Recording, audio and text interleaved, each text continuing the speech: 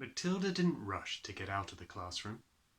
After the other children had all disappeared, she remained at her desk, quiet and thoughtful. She knew she had to tell somebody about what had happened with the glass. She couldn't possibly keep a gigantic secret like that bottled up inside her. What she needed was just one person, one wise and sympathetic grown-up who could help her to understand the meaning of this extraordinary happening. Neither her mother nor her father would be of any use at all. If they believed her story, and it was doubtful they almost certainly would fail to realise what an astounding event it was that had taken place in the classroom that afternoon. On the spur of the moment, Matilda decided the one person she would like to confide in was Miss Honey. Matilda and Miss Honey were now the only two left in the classroom. Miss Honey had seated herself at the table and was riffling through some papers. She looked up and said, "Well, Matilda, aren't you going outside with the others?" Matilda said, "Please, may I talk to you for a moment?" "Of course you may. What's troubling you?" "Something very peculiar has happened to me, Miss Honey." Miss Honey became instantly alert. Ever since the two disastrous meetings she'd had recently about Matilda, the first with the headmistress and the second with the dreadful Mr. and Mrs. Wormwood, Miss Honey had been thinking a great deal about this child and wondering how she could help her. And now, here was Matilda sitting in the classroom with a curiously exalted look on her face and asking if she could have a private talk. Miss Honey had never seen her looking so wide-eyed and peculiar before. "Yes, Matilda," she said. "Tell me what has happened to you that is so peculiar." "Miss Trunchbull isn't going to expel me, is she?" Matilda asked. "Because it wasn't me who put the creature in her jug of water. I promise you it wasn't." "I know it wasn't," Miss Honey said. "Am I going to be expelled?" "I think not," Miss Honey said. "The headmistress simply got a little overexcited, that's all." "Good," Matilda said. "But that isn't what I want to talk to you about." "What do you want to talk to me about, Matilda?" "I want to talk to you about the glass of water with the creature in it," Matilda said. "You saw it spilling over Miss Trunchbull, didn't you?" "I did indeed."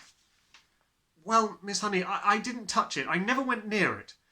"I know you didn't," Miss Honey said.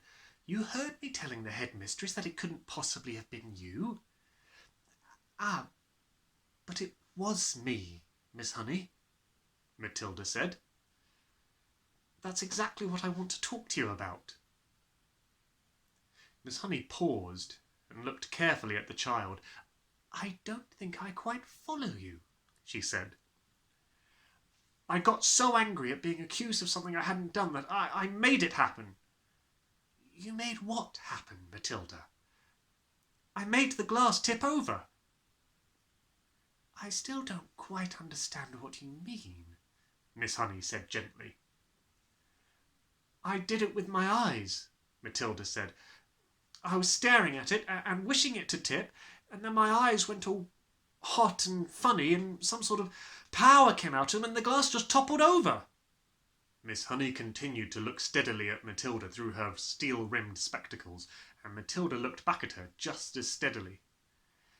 "I'm still not following you," Miss Honey said. "Do you mean you actually willed the glass to tip over?" "Yes," Matilda said, "with my eyes." Miss Honey was silent for a moment. She didn't think Matilda was meaning to tell a lie.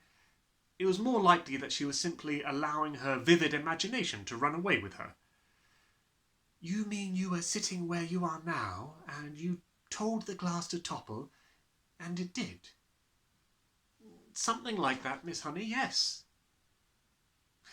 "If you did that, then that's just about the greatest miracle a person has ever performed since the time of Jesus." "I did it, Miss Honey." It is extraordinary, Miss Honey thought, how often small children have flights of fancy like this. she decided to put an end to it as gently as possible. "Could you do it again?" she asked, not unkindly. "I don't know," Matilda said, "but I think I might be able to."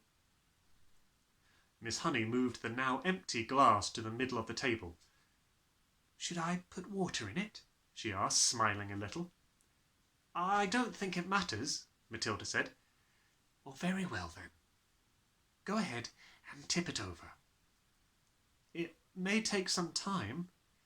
"Take all the time you want," Miss Honey said. "I'm in no hurry."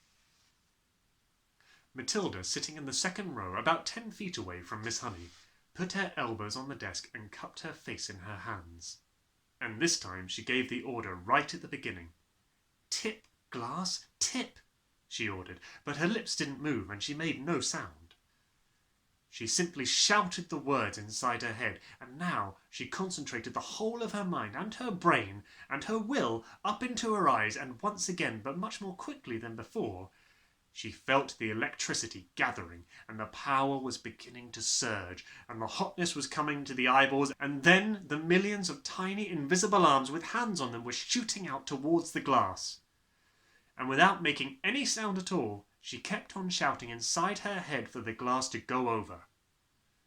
She saw it wobble, and then it tilted, then it toppled right over and fell with a tinkle on the tabletop, not 12 inches from Miss Honey's folded arms. Miss Honey's mouth dropped open, and her eyes stretched so wide you could see the whites all round. She didn't say a word. She couldn't. The shock of seeing the miracle performed had struck her dumb. She gaped at the glass, leaning well away from it now, as though it might be dangerous. Then slowly she lifted her head and looked at Matilda. She saw the child white in the face, as white as paper, trembling all over. The eyes glazed, staring straight ahead and seeing nothing.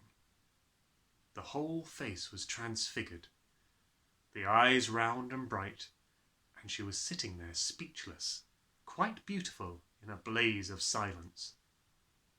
Miss Honey waited, trembling a little herself and watching the child as she slowly stirred herself back into consciousness. And then suddenly, click, went her face into a look of almost seraphic calm. "I'm all right," she said and smiled. "I'm quite all right, Miss Honey, so don't be alarmed." "You seemed so far away," Miss Honey whispered, awestruck. "Oh, I was flying past the stars on silver wings," Matilda said. "It was wonderful."